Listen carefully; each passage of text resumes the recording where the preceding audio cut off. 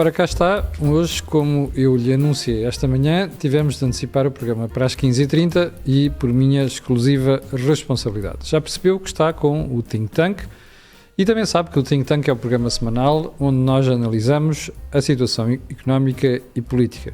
Sabe também que todas as semanas estão comigo o Joaquim Aguiar, à minha esquerda, e o Jorge Marrão, à minha direita. Antes de irmos ao menu desta semana, deixe-me só lembrar que este canal tem uma parceria com a Prozis e que este programa ainda tem ajuda à produção do grupo Sendis Alidata, que faz software de gestão de empresas. Agora sim, o que é que temos para si esta semana? Olha, como já percebeu, a situação económica está a deteriorar-se a olhos significativos. Não é apenas a perspectiva de recessão aqui nos nossos vizinhos espanhóis e na Alemanha, mas a própria situação económica em Portugal está a ficar difícil. Ora, isto começa a ter um impacto naquilo que são as decisões do Governo, que parece muito atrapalhado, e também naquilo que são as intenções de voto. As últimas sondagens apontam para uma perda significativa de votação do Partido Socialista, que é provável que esteja ligada a esta tentativa de fazer passar um corte nas pensões de forma encapotada. Em segundo lugar, temos uma pergunta. António Costa bateu finalmente com o nariz na parede da realidade social / económica e, em terceiro lugar, o Presidente da República veio finalmente anunciar ao país que o próximo ano não vai ser um ano fácil. Ora, Marcelo acordou agora? São estas três perguntas para iniciarmos o programa de hoje. Joaquim Aguiar, a deterioração da situação económica começa a ter um efeito importante naquilo que é o descontrole governativo. Camilo, não é que isso seja uma surpresa ou que os responsáveis políticos não tivessem, por obrigação, ter antecipado aquilo que está a acontecer. Mas o que é digno de análise é o que fazer com dirigentes políticos que se recusam a reconhecer o evidente. Porque confundem vontade política com possibilidade política. Vontade, cada um pode ter a vontade que quiser. Agora, em política, ou é possível ou não vale a pena tentar. Por outro lado, não podemos esquecer que em política ninguém tem razão sozinho. Ou seja, um cientista pode ter razão sozinho, descobre uma coisa que ninguém conhecia e ganha um prémio Nobel, porque não vai a votos. A política tem de ser a votos. Isto significa que em política ninguém tem razão sozinho. Ora, a capacidade do político é antecipar o que é que os outros vão querer, designadamente os eleitores, e colocar-se na posição onde os acontecimentos passam por essa posição.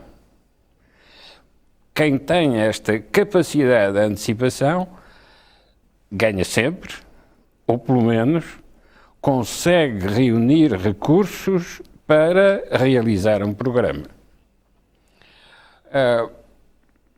António Costa revelou-se um habilidoso, mas não significa que se tenha revelado um político de grande capacidade. Não, ele é habilidoso e, portanto, não se afunda, flutua, mas... Deixa-me fazer essa pergunta. Acha mesmo que ele não se afunda? É que a sensação que eu tenho como observador da realidade portuguesa é que de cada vez que um governo se mete com pensionistas, acaba na rua. E, curiosamente, a grande perda de votação de António Costa nas sondagens aparece agora quando os portugueses começaram a perceber efetivamente que vão ter um corte de pensões para o futuro. Camilo, mais uma vez, só se afunda em política quem tem vergonha. Porque quem não tem vergonha e estiver disposto a tudo, de facto não se afunda, porque vai mudando vai arranjar de pele sempre uma desculpa. Sim. conforme as circunstâncias. E se para alguns dirigentes partidários ter de mudar de máscara é um fator de vergonha e, portanto, é inaceitável, há outros que fazem disso a sua capacidade própria e, portanto, nunca se afundam porque há sempre uma possibilidade de flutuar e ficar à espera de uma nova oportunidade que o coloque em posição. Eu já volto assim, deixa-me ir ao Jorge Marrão. Jorge, a mesma pergunta para ti. É o agravar da situação económica que começa a pôr o governo em xeque? E a agravar este descontrole aparente no próprio governo? Cada um diz uma coisa, todas as semanas sai um número diferente? Como aqui nós dizemos no think tank, ou pelo menos afirmamos com alguma realidade, vamos olhar para a sombra e não para a luz. Mas há uma luz aqui que apareceu, vi agora num artigo de um dirigente socialista, O Santos Simões. Simões, que no texto tenta justificar que as intervenções que Portugal foi objeto no período da democracia, as duas do FMI e agora da Troika, afinal a responsabilidade não era bem do PS. E junto a isso a outra notícia que saiu, que João Leão retira a candidatura do Mecanismo Europeu de Estabilidade. Ou seja, e também agora a intervenção do Presidente da República, que vem falar, afinal, que há uma crise. Quando juntamos estas três peças, eu começo a ficar preocupado, porque isto pode indiciar que, se calhar, o Mecanismo Europeu de Estabilidade vai ter muito trabalho para fazer em Portugal. Pois, e não dava jeito de ter um português à frente dele. E não dá jeito de ter um português. O Presidente da República, de forma, eu diria, populista, agora é que acorda para a dimensão do problema. O Ministro da Economia agora é que começa a pensar que as empresas, afinal, até são relevantes para o crescimento económico e quer baixar o IRC. Afinal, aqui, o tema das pensões, temos de ter atenção porque o PS é um partido de contas certas. Quando nós juntamos isto tudo, o que eu já estou a ver é o PS a fazer um movimento para ir para o centro e para pedir ajuda ao PSD. Portanto, é só uma questão de mais umas semanas, mais uns meses. O mundo mudou novamente em 15 dias, não é? O mundo mudou, não. O mundo era o que era. O que eles estavam a dizer era que o mundo não era o que era. Claro. Quem mudou foi o PS de António Costa. É uma longa tradição socialista, aliás, eu digo isto no meu artigo amanhã do Jornal de Negócios, passa a publicidade. É uma longa tradição socialista, já foi assim com António Sócrates e agora está a ser assim com António Costa. Com José Sócrates. Exatamente, com José Sócrates. Ou seja, de repente o mundo muda em 15 dias. Não, o mundo está exatamente igual. Eles é que mudam. Eles é que mudam. Portanto, há aqui temos que ver bem a posição. Portanto, quando se junta tudo isto e isto é interessante analisar, porque o Partido Socialista tem uma capacidade de dar uma cambalhota muito grande nestes momentos. Depois há uma outra dimensão que os portugueses têm que tomar em atenção, que é o facto de a escola de José Sócrates ter passado para este governo. Mas é curioso que ninguém fala nisso, Jorge. Pronto. E porquê é que não se fala nisso? Porque o PS, desde José Sócrates, e isto temos que dar temos que dar o benefício a José Sócrates, perdeu a imaginação para governar. Enquanto José Sócrates era um reformista, eu diria um avançado, que queria marcar golos e mudar o país, o PS, a partir dessa data, é um partido que basicamente, não sei se estão a ver aquelas reuniões daqueles grupos mais esdrúxulos, mais estranhos, que dizem, pá, vocês não façam ondas porque há muita coisa para distribuir. Portanto, isto é contrariamente ao PSD, que é um partido que discute na praça pública tudo e mais uma coisa, o PS, sendo um partido do Estado distributivo, é um partido que se fecha sobre si próprio e consegue sentar-se e dizer, pá, não abanem muita coisa, porque senão afeta aqui a nossa vida, os nossos negócios, as nossas atividades, os nossos empregos. Portanto, eu acho que isto está a saltar tudo. Qual é o risco que eu vejo maior para Portugal? a oposição ainda não está refeita, ainda não está totalmente refeita da campanha negra que fizeram contra Pedro Passos Coelho. E o PSD é um partido ainda hoje que tem muitos militantes que provavelmente ainda têm dúvidas qual é o melhor caminho.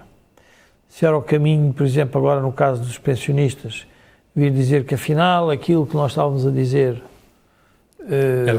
é verdade, ou se vamos agora apenas só malhar no PS para que o PS perca as eleições porque o governou mal. E, portanto, há aqui eu acho que o que se vai passar em Portugal é a construção de uma narrativa da irresponsabilidade do PS. Aqui a responsabilidade é, não tenho responsabilidade. Sim, não é a minha culpa. Não é a minha culpa. É a conjuntura isso, claramente, isso vai começar a aparecer. E, portanto, vai-se falar na dimensão da crise energética, na dimensão do problema das taxas de juros. Eu ainda não tinha pensado nisso, mas, de facto, quando vejo certas reações de figuras gradas do Partido Socialista, já falaste no Ascenso Simões, ontem à noite vimos na CNN de Portugal uma discussão entre Ana Augusto Pedrosa e Isabel Moreira, em que a Isabel Moreira teve exatamente a mesma saída, ou seja, ela já percebeu que vai haver um corte de pensões, mas tentou explicar ali que não era um corte de pensões e que ele é necessário. Pronto. E uma das coisas também que é gritantemente revoltante é a imprensa não ter encontrado o nome para esta austeridade. Pois é. Enquanto a austeridade passada era uma austeridade neoliberal, sim, esta que é a austeridade, que nome é que nós vamos dar? E aqui não é uma questão de austeridade, e eu acho que era a oportunidade dos portugueses perceberem que o país não está a passar austeridade, o país está a reconhecer as suas fragilidades e as suas incapacidades. Os pensionistas não vão gostar de ouvir isto, mas a verdade é que o sistema de pensões que lhes foi oferecido está falido. Não é suficiente, não foi articuladamente bem desenhado para que eles tivessem segurança na sua pensão até à sua morte. E isto é que se tem que dizer. Ou seja, o sistema está mal concebido, porque não pode um sistema desta natureza. É porque nós temos que pensar numa coisa que é dramática, que um pensionista está há 40 e tal anos a descontar, a pensar na sua perspectiva de reforma, que ainda por cima, com esperança de vida elevada, significa que é uma coisa muito relevante. Se ele morresse passado 5 anos depois de se formar, não é verdade. Mas se morre 20 anos depois é um problema. 20 anos depois morre na miséria. Isto não faz sentido nenhum. Isto é indiferente ser à esquerda ou à direita. Não tem nada de transcendental. Agora, eu julgo que o problema que nós vamos ter é uma política que não vai ter rumo. Não vai ter rumo porque o Partido Socialista não vai saber como é que sai disto, vai querer manter o poder outra vez, vai começar com habilidades para ficar com o poder. E o PSD não encontrou, ou pelo menos vai ter dificuldade em encontrar um caminho que os leve à vitória, mas ao mesmo tempo há a responsabilidade de mudar o país. Porque o problema do PSD, o PSD devia se recusar a falar neste momento, porque se falar tem que falar para vir dizer que vai mudar o país para melhor. E não sabe como é que vai fazer porque a crise está aí à porta. E a situação do país é muito grave. E portanto, então arrebenta-se ao silêncio, não digam nada. Para que é que estão a dizer o quê? O que é que vamos fazer nas pensões? O que é que vamos fazer com a saúde? O que é que vamos fazer com a educação? O que é que vamos fazer com o crescimento económico? E nada disto é fácil. E qual é a outra responsabilidade do Partido Socialista e aqui do próprio Presidente da República? É que vão-nos obrigar a passar uma outra crise com um conjunto de, eu diria, de políticas públicas desenhadas para violentar a vida das pessoas. Aqui já começou na dos pensionistas, vamos ver agora nos salários da função pública, nas privadas, obviamente não queremos nos salários, se calhar, mas é mais no fecho de empresas, mais no endividamento das empresas, mais na incapacidade das empresas fazerem investimentos. Tudo isto é traumático para o país e o país tem que parar também um bocadinho para não ir atrás desta conversa mediática em que estamos 5 dias, com todo o respeito que eu tenho por Isabel II, a fazer diretos do funeral, e nós estamos a assistir à nossa a tornarmos um país moribundo, nem estamos a perceber o funeral a que vamos estar sujeitos. Se é o nosso, é da Isabel II. E que é uma maneira de distrair o povo, é a única razão que eu vejo.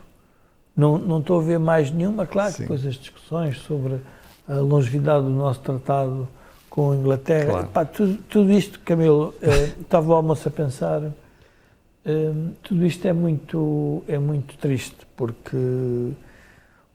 olha-se para a juventude, uma dimensão, nós começamos a olhar para os jovens, uma secretária de Estado da Habitação que vem dizer que toda a gente tem direito a viver no centro de uma cidade.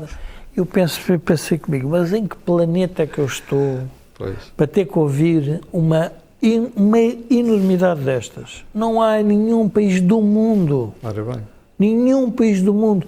Agora, isto revela o quê? O provincianismo político, a cartilha ideológica exacerbada, a falta de rigor analítico e de pensamento.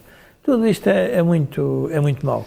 Mas isso, se calhar, é porque, pronto, nós também temos momentos em que estamos mais preocupados, mais pessimistas. Ó Joaquim, pegando nesta questão que o Jorge introduziu, que é, nós temos o PS que já está confrontado com as suas contradições, mas temos um PSD que ainda não sabe muito bem o que pode fazer e o que é que deve fazer. Imagino, Joaquim, que o Partido Socialista, daqui a uns 3 ou 4 meses, diz que não consegue lidar com tudo isto sozinho e que para tomar um conjunto das difíceis precisa do apoio do PSD. O que é que o PSD há de fazer? Ó Camilo, vamos colocar isto numa perspectiva histórica. Em maio de 1974, o PSD, que ainda não existia, nem na fórmula PPD, também não sabia o que é que havia de fazer. Aliás, ninguém em Portugal, nessa altura, sabia o que é que havia de fazer. Só o Álvaro Cunhal é que sabia. Mas há uma coisa que se sabe na política. Trabalha-se com o que há.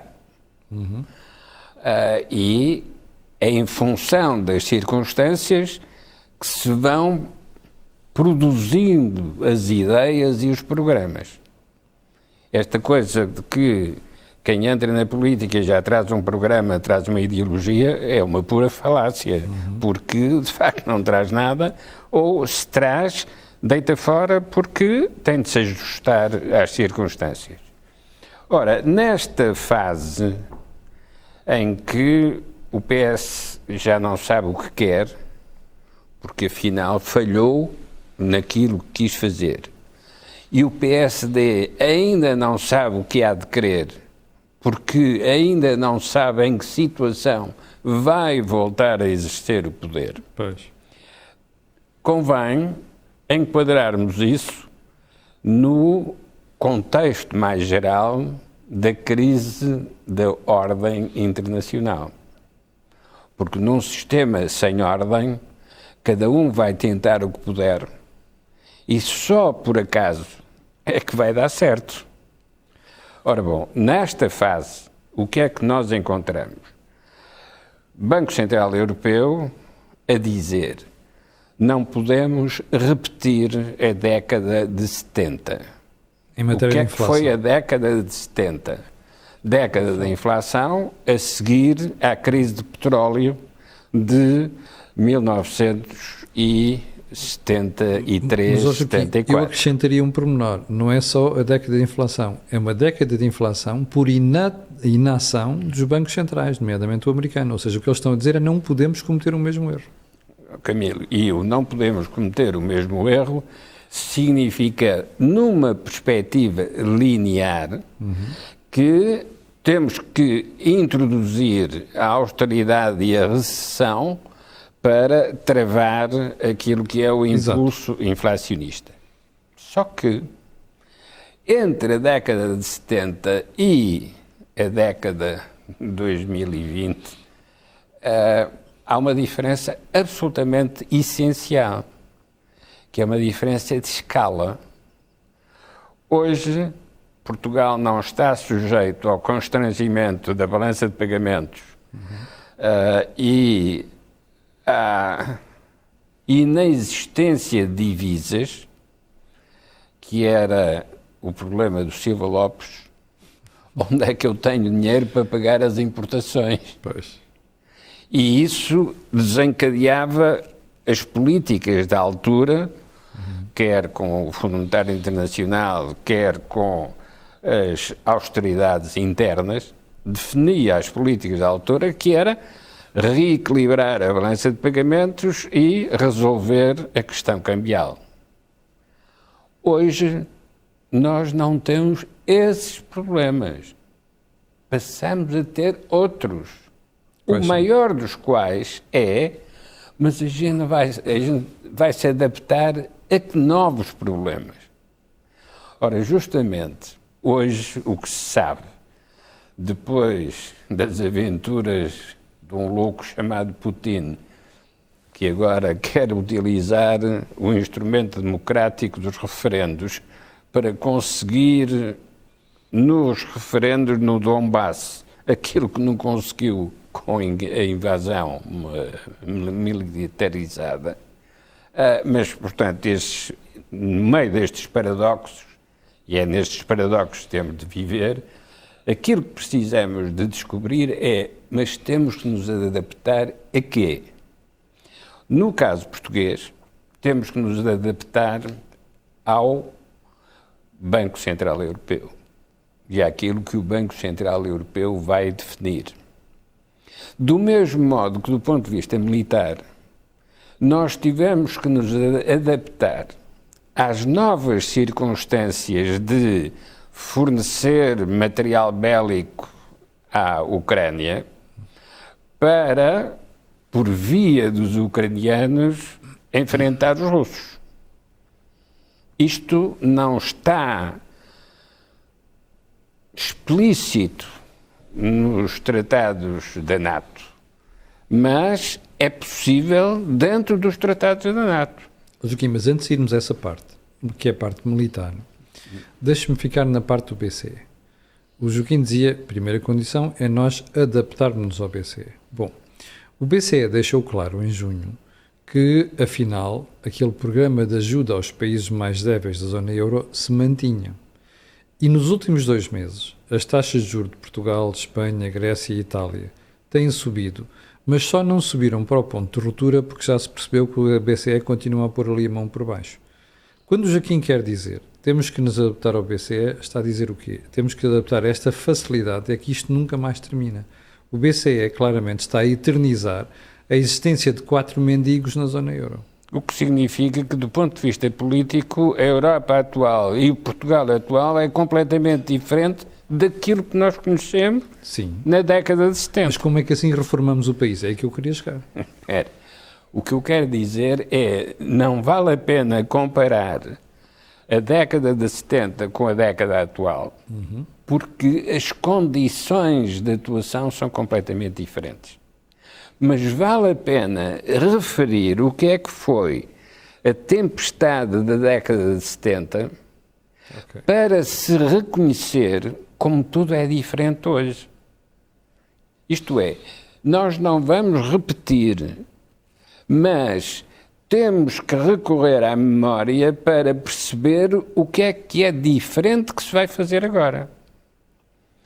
E é aí que os políticos das ideologias rígidas têm dificuldade em se ajustar às novas circunstâncias.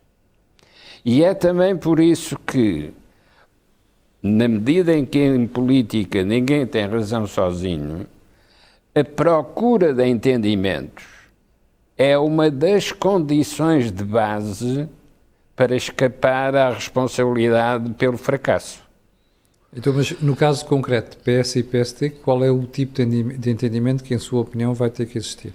O erro do PS é que, para limpar a imagem do que foi os estragos de José Sócrates, teve que demonizar, condenou-se a não reconhecer aquilo que foram os erros cometidos. E não vale a pena dizer que, da parte dos erros cometidos, teve a destruição do Banco Espírito Santo. Não vale a pena dizer isso, porque isso são os acidentes colaterais. Pois, as consequências. quando há uma guerra, há de facto centrais nucleares que podem estar em via de explodir como se fossem uma bomba atómica. Ora, a responsabilidade do político é compreender o que vão ser esses danos colaterais para os controlar e corrigir. O Partido Socialista não pode controlar e corrigir os erros do passado porque não os reconheceu nunca. E, portanto, agora é difícil fazer o ato de contrição que permitisse conduzir Portugal noutra direção. Mas se isso for assim, isso quer dizer que o PSD continua com a mesma responsabilidade do passado e o PS sai limpo desta história. É o que eles estão a tentar fazer. Sim, mas a minha preocupação não é essa. A minha preocupação é como é que se penaliza o PS depois dos erros todos que cometeu. A minha preocupação não é como é que se penaliza ou como é que se permeia um lado ou o outro. O meu problema é como é que os portugueses vão perceber o que é que têm de fazer. Mas é aí que eu quero chegar, Júlio. E os portugueses vão perceber o que têm de fazer, agora, não recorrendo ao Vaticano para perguntar ao Papa o que é que se deve fazer, mas recorrendo ao Banco Central Europeu para perguntar o que é que a Europa tem que fazer para escapar à recessão em que vai entrar durante o próximo ano. Seguro só aí o raciocínio. Jorge, perguntar ao BCE o que é que nós temos de fazer para mudar o país, não há incentivo nenhum. Porque o BCE continua a intervir nos mercados para evitar que a nossa dívida chegue aos tais 7% que o Teixeira dos Santos dizia em 2011, que era o limite a partir do qual se tinha que fazer uma intervenção. Não, o BCE neste momento confronta-se com, pela primeira vez, aquilo que é uma pedra basilar do seu mandato, que é a estabilidade monetária, tem uma taxa de inflação na zona de 8%, vai ter que a pôr a 2%. E, portanto, a contradição com o BCE vai ter que decidir se quer ser um banco central ou se quer ser um instrumento político governamental. Um instrumento de ajuda para o fortalecimento da zona euro. O BCE pode ter feito uma coisa, e fê-lo, obviamente, com uma perspectiva, eu diria, histórica, que é: não vamos deixar que o euro se desintegre, porque os países têm níveis de rendimento tão diferentes e têm sistemas políticos tão dispares e eleitorados tão dispares, vamos ajudar aqueles países do Sul. Mas agora pode-se ser confrontado com um novo problema, que é, afinal, aquilo que nos dividia vai mesmo dividir. Sim, continua a dividir ao fim de 10 anos. Continua a dividir, mas tem consequências. E as consequências são para os líderes em exercício. E os líderes, qual é o problema que eu vejo? O Kim estava a apelar à questão da memória. Eu acho que aqui a questão da memória é mesmo muito relevante, porque o que Portugal tem feito nos últimos anos é vive de acontecimento em acontecimento. As instituições que tinham memória, que poderiam ter memória, também não têm, participam no jogo político para privilegiar a ideia de A, de B ou C. Eu digo isto às instituições, estou a falar na comunicação social, nas universidades, nos think tanks, nas fundações, embrulham-se com a política, não para dar, eu diria, rumo à política, mas para ser uma espécie de vamos ajudar o país a sair desta embrulhada. Ora, nós temos uma oportunidade única neste momento para fazer uma reflexão em que afaste os maus dirigentes do Partido Socialista, porque tem que haver bons dirigentes, como afaste também os maus dirigentes do PSD, para dizerem, pá, meus senhores, o nosso diagnóstico é muito mais profundo, isto é muito mais grave do que parece. Não vai ser fácil resolver o problema do sistema de pensões, por mais voltas que possas dar, não vai ser um assunto fácil. Mas então é preciso a gente sentar-se e discutir o assunto. Ora, o assunto que foi discutido foi a questão do aeroporto, porque é óbvio que quem tem interesse em novos aeroportos promove essa discussão porque quer ver o Estado a tomar a decisão. E seria muito bom para os portugueses que a tomasse o mais rápido possível, porque provavelmente só vamos beneficiar daqui a 10, 15 anos. Portanto, é melhor tomar essa decisão. A memória aqui é relevante porquê? Porque O Partido Socialista, agora a Ascenso Simões vai falar no que o Partido Comunista fez na Revolução. Mas não aceitaram governar com o Partido Comunista agora há pouco tempo? 5 anos. 5 anos? Quer dizer, é esta falta de equilíbrio ideológico, de honestidade às vezes intelectual, que leva a que as pessoas se vão alienando da política e que não percebam o que é que está a passar. E eu julgo que o nosso maior interesse em alertar as pessoas é o momento para avaliar as políticas que vão ser oferecidas. E não se preocupem se são muito de esquerda ou de direita, se as queiram catalogar, porque quem catalogar as políticas de neoliberais, de austeridade ou de direita, ou seja do que for, nós já, é melhor as pessoas perceberem, bom, já percebemos, estes são os situacionistas. Os que querem manter tudo como está. Manter tudo como está é com os empregos que têm, com as benesses que têm, com o Estado que temos, com a saúde que temos, com as pensões que temos, que é tudo, está-se a chegar à conclusão mau. Em geral, parece ser mau. Não é para quem? Para quem tem o poder de ainda estar sentado na máquina do Estado. Isso aí não é mau.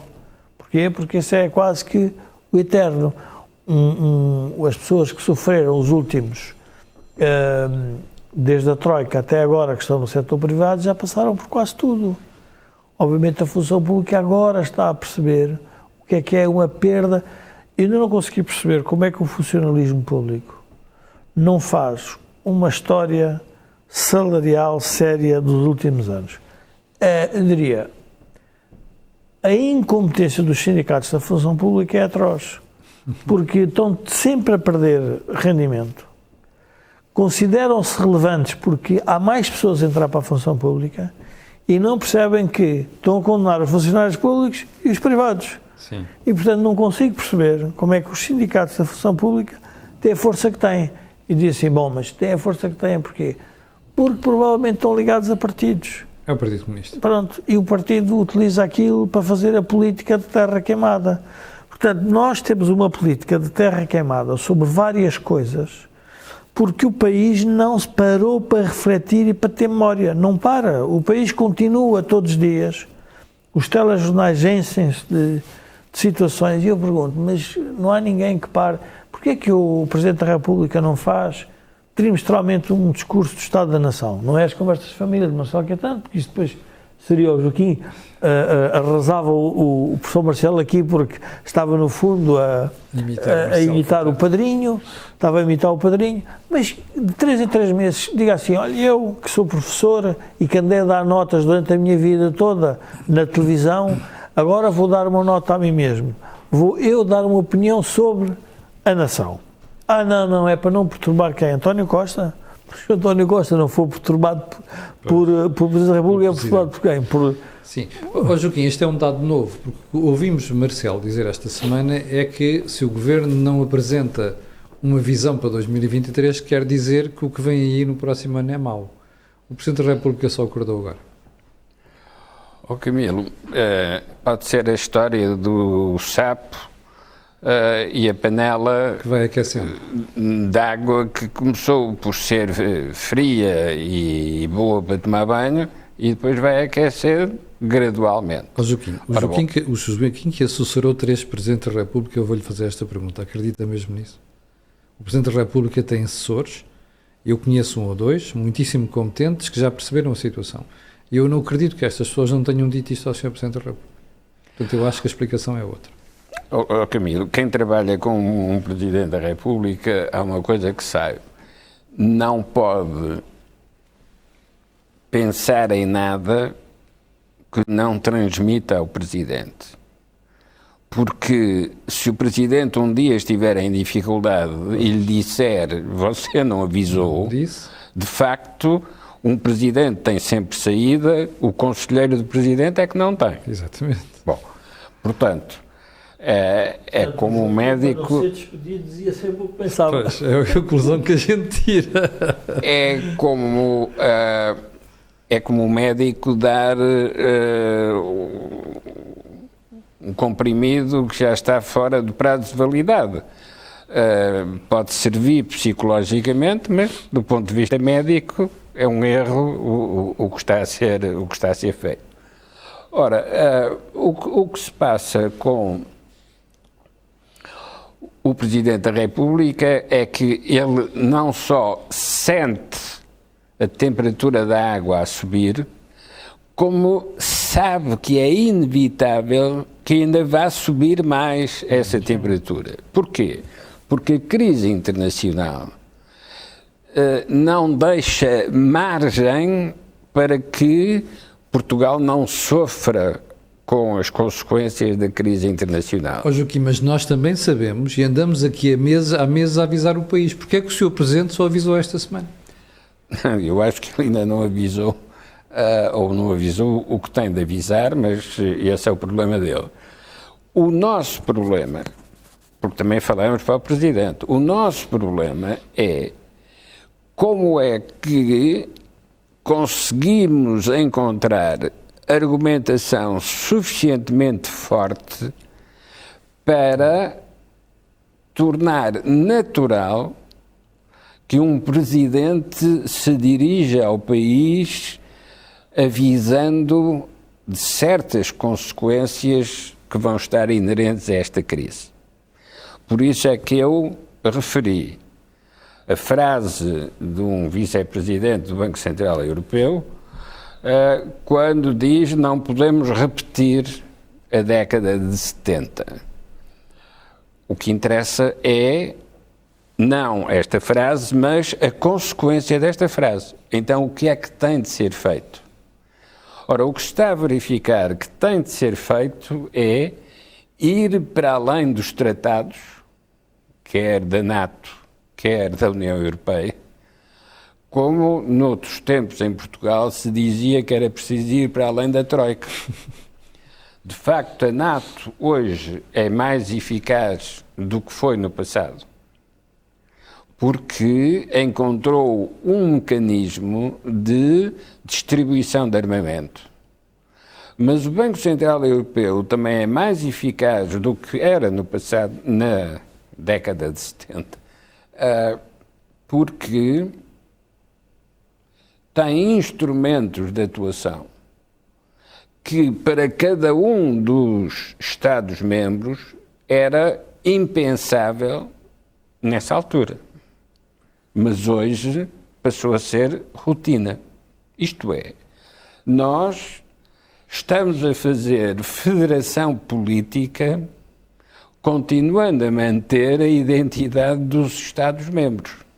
Mas, do ponto de vista prático, de facto, é a NATO quem está a atuar na Ucrânia.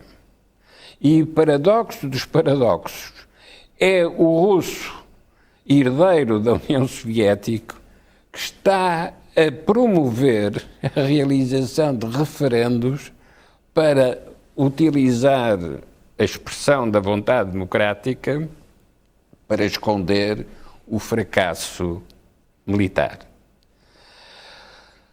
Parece que não ocorre à inteligência do Putin que um país que resiste militarmente a uma invasão da Rússia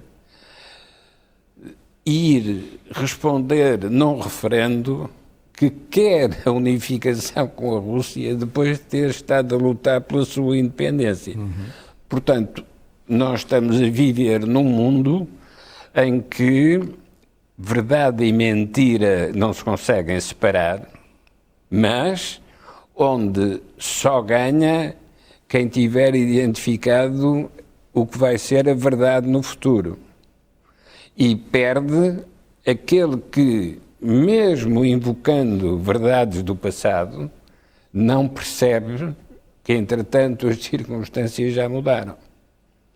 E neste momento, de facto, quando olhamos para o Putin, ou quando vemos o Erdogan a dizer que tem de acabar a guerra da Ucrânia e a Rússia tem de devolver à Ucrânia todos os territórios que ocupou, nós estamos a verificar o que muda no campo da geoestratégia, mas também o que muda no campo da política e da política económica. Porque os instrumentos que temos para atuar são hoje completamente diferentes. não se vai resolver a recessão alemã, nem se vai evitar que a recessão alemã provoque a recessão portuguesa. O que é inevitável a partir daí é que as políticas de recuperação da recessão vão ser políticas europeias. Independentemente de quem lá esteja? Não só independentemente de quem lá esteja, quando necessário, contra quem lá estiver. Tal como agora vai acontecer no caso do Putin. Então, mas Joaquim, antes de irmos ao Putin, o Joaquim diz assim, independentemente da vontade de quem lá esteja, eu quero fazer. Então agora deixe-me perguntar-lhe o seguinte, António Costa passou 7 anos a dizer austeridade nunca mais. Passou 7 anos a dizer que não havia um problema com as pensões. Passou 7 anos a dizer que a economia portuguesa estava super sólida. Agora que vai levar com um período de austeridade, como é que vai governar com uma coisa completamente diferente que ele andou a prometer durante 7 anos? Vai descobrir o que é o drama da impossibilidade em política. Pois. O Dr. Salazar ganhou o prestígio do ponto de vista nacional quando conseguiu evitar que Portugal fosse envolvido na Segunda Guerra Mundial. Uhum. Mas é este mesmo talentoso Dr. Salazar que termina o seu período político com uma guerra colonial que não conseguiu controlar. É verdade. Portanto, não serve de nada ser bem-sucedido num determinado período se não se antecipou o que vai ser o período seguinte e como é que se continua mudando o que se está a fazer. Deixa-me ir ali ao Jorge. Jorge, como é que se antecipa isto e como é que se põe o Partido Socialista a fazer uma política completamente diferente da que jurou que ia fazer até agora? Eu se calhar voltava um bocadinho atrás, historicamente, nos think tanks. Há uns think tanks, e já vai há alguns anos.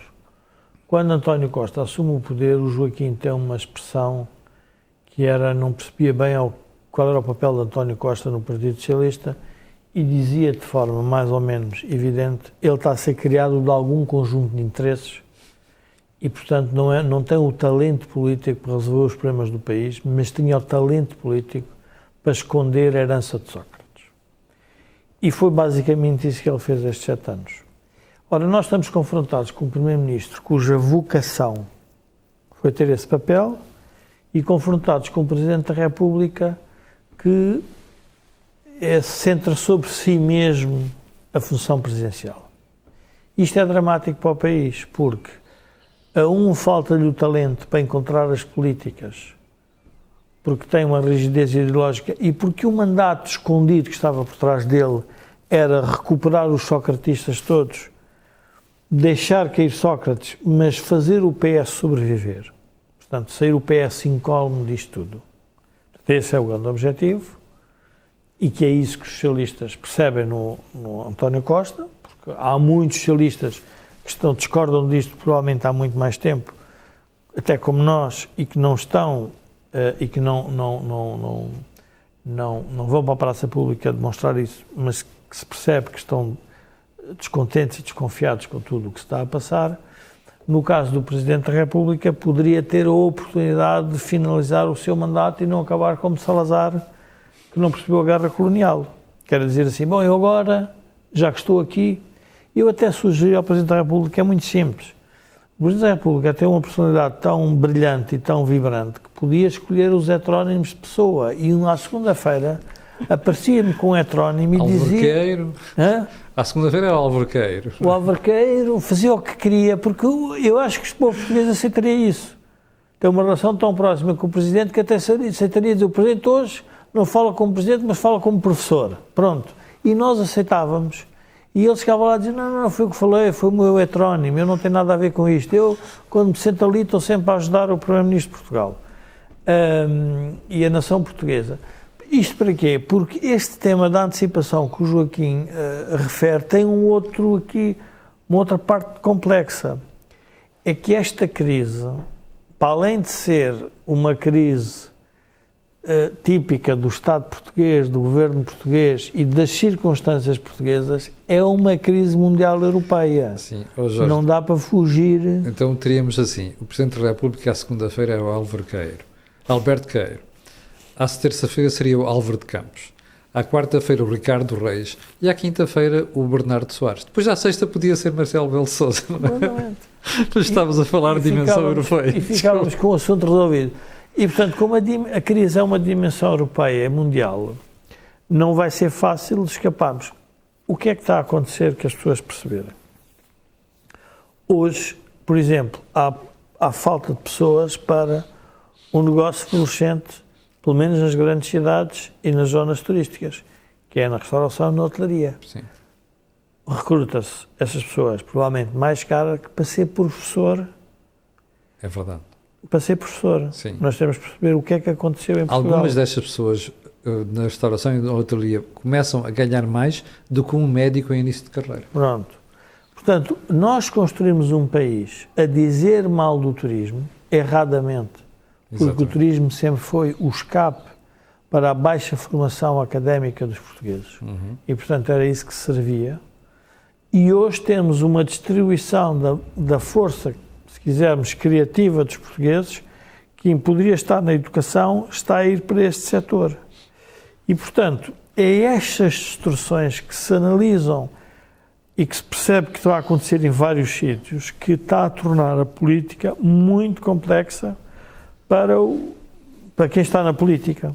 E, portanto, não sabem como é que se sai disto. E não sabem porquê. E essa é que é a parte, eu acho que fascinante disto. Não sabem porque aquilo que deveriam fazer, que era ter uma visão, uma ideia, uma estratégia, e deixar as pessoas executar, não. É uma ideia que eles iam construir, eles é que constroem a nação de A a Z.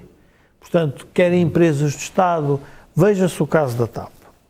Como é que é possível termos uma privatização, uma restatização e agora, de novo, há qualquer coisa de errado? Meteste lá 3.500 milhões de euros para salvar os amigos do regime. Mas, Camilo, mas admitindo que até era para salvar os amigos, do barato, a questão não é essa, a questão é como é que é possível o país, como um todo, que as instituições têm da democracia, não ter impedido esta oscilação dramática nas decisões públicas. É verdade. Como é que nós admitimos isto? Tens uma opinião pública, uma sociedade civil muito fraca. Não, e temos uma opinião pública, uma sociedade civil, e temos a ideia que, quando eu chego ao poder, faço o que quero do país. Exatamente. Ou seja, eu sou dono do país. A confusão entre o partido, Sim. o Estado, o poder é de tal ordem que isto é terceiro-mundista. Ou seja, L'état c'est moi. Não, nós temos uma visão terceiro-mundista, estatizante e, diria, quase de leste, em que eu posso me sentar no poder e, a partir do momento em que tenho o poder, eu tenho, não é só tenho a presciência total, o direito de fazer o que me o apetece. direito de fazer o que me apetecer, e aquilo que me contestam, se calhar até nem é tão relevante assim, porque eu tenho a legitimidade democrática. E o que é que nos aconteceu nos últimos tempos? Tenho estado a pensar sobre isto. A burocracia estatal de Salazar servia para manter o Estado controlado e a controlar o cidadão. Mas era uma burocracia estatal competente. Competente neste sentido. Como era uma burocracia de elite, era muito pequena, funcionava. recrutava gente muito boa. Sim. O que é que a democracia fez? A democracia quis seguir a burocracia estatal de Salazar, porque queria continuar a manter o cidadão controlado, mas massificou-se. E então o que é que hoje nós temos? Eu acho que se os políticos quiserem saber como é que o Estado se comporta, é ir hoje a uma loja de cidadão. Pois. Eu fui há pouco tempo a uma loja de cidadão e fiquei estupefacto como é que funcionários com 40 e poucos anos tratam a maior parte dos reformados que nem têm óculos para ver as letras dos formulários que lhes apresentam. Mas isto é uma coisa atroz, ou seja... E vais a uma loja do CTT, é a mesma coisa. O terceiro-mundismo caracteriza-se porquê? Porque quem tem dinheiro manda na sociedade. E quem tem pequenos poderes controla o acesso ao poder. Portugal está aí nesse caminho. quem tem muito dinheiro não está muito preocupado com a crise, portanto nem se envolve com as discussões políticas, porque senão é um assunto que me diz, desde que eu mantenha os meus negócios vamos andando. E depois temos os pequenos poderes em vários sítios do Estado a controlar tudo. Ora, isto tudo obrigaria a repensar a democracia em Portugal e a forma como as instituições se articulam. Mas hoje isto não é possível. Não é possível porquê? Porque eu não estou a ver dois dirigentes. Há pouco tempo, numa conversa visível, o advogado Agostinho Pereira de Miranda, depois, de forma mais informal, perguntava: mas o que é que tem assim tão de sagrado a Constituição que dois partidos que têm mais que 2/3 há uma data de anos não se sentem para resolver o problema? Qual é o problema? Estão presos a dogmas ideológicos. Qual é o problema? Mas este é que é o drama. Nós estamos reféns de lutas partidárias a 2/3 e por isso, e temos aqui muitos espectadores no think tank, que aprovam e promovem a ideia que só uma revolução, só um chega, só um extremismo, de lado contrário, é que pode levar o país a mudar. Ora, isso é exatamente o que não vai acontecer, porque o que pode acontecer é a sociedade entrar em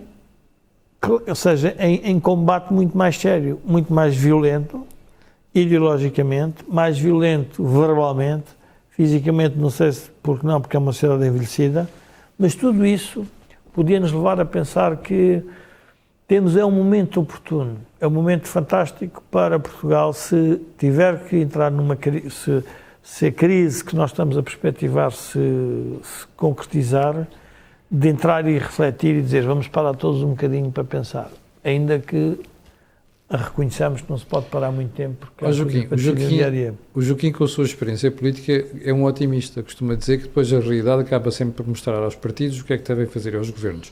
Eu, infelizmente, vejo os governos fazerem sempre os mesmos erros. Aqui sou muito mais pessimista que o Joaquim. Porque é que agora há de ser diferente? Camilo, um país que já tem 8 séculos é porque durante muito tempo fez isso várias vezes. E durante muito tempo fez isso muito mal, várias vezes. Nós fizemos várias revoluções de guichê, isto é, sim, está uma fila para um guichê aberto e, diligentemente, cada um espera a sua vez para fazer o seu pedido no guichê respectivo. De repente, esse guichê fecha e abre um ao lado. Há um momento de hesitação e os que estão à frente e que estavam à espera de ser servidos ou de colocarem a questão que os levou lá, como hesitam, são ultrapassados por os que estão numa posição intermédia e que ganham vantagem nesse movimento. Os que estavam à frente no guichê que fechou percebem o que é que aconteceu e rapidamente se colocam atrás daqueles que estavam atrás deles. Sim. E os que estão no fim da fila ficam no fim da fila como estavam antes. Ora, ao fim de 8 séculos de existência e de várias mudanças deste tipo, é natural, do ponto de vista darwiniano, da seleção das espécies, nós tínhamos feito uma homogeneização dos diversos estratos da sociedade portuguesa. E hoje são todos iguais. São uns que estão à frente, mas sempre com a experiência de que, quando fecha, quem ganha a posição são os que estão imediatamente atrás, mas também com a experiência dos que, estando no fim da fila, sabem que vão continuar no fim da fila. A oportunidade que uma crise oferece é a de substituir não os que estão na fila, mas os que estão por trás da janela do guichê e que são os funcionários que servem aquela organização. Ó Joaquim, mas deixa-me só aduzir aqui um pormenor histórico. Quando nós estávamos sob a intervenção da Troika, e eu tinha um programa a cor de dinheiro na televisão, o Joaquim foi várias vezes ao programa. Mas o Joaquim já dizia isso nessa altura. E o problema é que nós estamos outra vez numa outra crise e estamos a dizer que íamos fazer o que já devíamos ter feito. Ora bom, mas também a nossa história dá-nos um outro exemplo, que é aquele que me interessa sublinhar agora. As revoluções não são mudanças nas filas de espera. As revoluções são mudanças nos que estão nos guichês. E recorde-se o que é que foi a interferência dos militares na alteração da classe dirigente no tempo da mudança de regime. Sei lá, eu, por exemplo, fui substituir no gabinete do primeiro-ministro Pinheiro de Azevedo, como assessor económico, aquele que era o anterior assessor económico, chamado primeiro-tenente Rosário Dias. Ora, quando lá chego, a primeira coisa que pergunto é onde é que está o arquivo, e a secretária do Rosário Dias, que passava a ser a minha secretária, disse: o senhor tenente destruiu o arquivo todo. E eu disse: bom, já que não há arquivo, faço o que quiser. Estas revoluções do pessoal que está dentro da função pública é um momento de criatividade e de originalidade. Mas, como a substituição é interna de portugueses por portugueses, rapidamente os 8 séculos de história tornam tudo indiferenciado. Mas há uma coisa que transforma tudo, é se a mudança vem de fora para dentro. Ora, o que vai acontecer agora é que há uma mudança que vem de fora para dentro, em que as instituições europeias, que foram pensadas para evitar a guerra na Europa, voltam a ser decisivas para resolver o problema da guerra na Europa. Guerra militar, guerra económica, guerra cambial, porque se temos uma moeda única, então é preciso termos uma disciplina monetária única. E isso altera, ou deve alterar, radicalmente os discursos políticos. O que é que foi o verdadeiro problema da Troika em Portugal? Foi tornar inviáveis os discursos políticos da extrema-esquerda e da extrema-direita. Porque se é para viver com os recursos nacionais, estão condenados a ser todos pobres. E não se consegue ter uma democracia só com pobres. Pois. Ora, esta experiência da Troika volta a ser decisiva agora, porque não há nenhuma Troika, mas a disciplina que a Troika ensina continua a ser essencial. Muito bem. E essa que vai ser a mensagem desta próxima crise. O problema para o António Costa não está nesta orquestra e, portanto, não tem a possibilidade, a não ser tocar nos ferrinhos quando toda a orquestra está silenciosa, a gente ouve os ferrinhos. Diz Jorge, só para fechar. Eu só queria, com esta ideia do que está no guichê, é importante que as pessoas percebam que Portugal não foi sempre um país medíocre, como está a ser nas últimas décadas. O que nós temos tido são dirigentes medíocres. Aquela ideia que o povo é errado nunca é uma ideia boa. Não, porque eles são a imagem do povo. Não, porque quem está no guichê tem que tratar e tem que dar orientações para que as pessoas tomem as melhores decisões nas suas vidas. Orientações ou, eu diria, escala de abertura para que as pessoas percebam o que é que nós precisamos dela. E esta mediocridade é uma mediocridade, obviamente, na gestão política. Bom, chegamos ao final do programa de hoje. Muito interessante, como reparou. E antes de lhe pedir aquilo que peço sempre, que é colocar um gosto de fazer partilha nas redes sociais, quero só lembrar que este canal teve uma parceria com a Prozis e este programa ainda tem ajuda à produção do grupo Sem Disalidade. Nós voltaremos na próxima terça-feira. Eu volto amanhã de manhã com a tradicional A Cor do Dinheiro às 8 da manhã. Mas antes de sair, já sabe porque é que lhe peço para colocar um like e também para partilhar nas redes sociais. É que aquilo que houve aqui não houve em mais sítio nenhum. Obrigado e até amanhã às 8.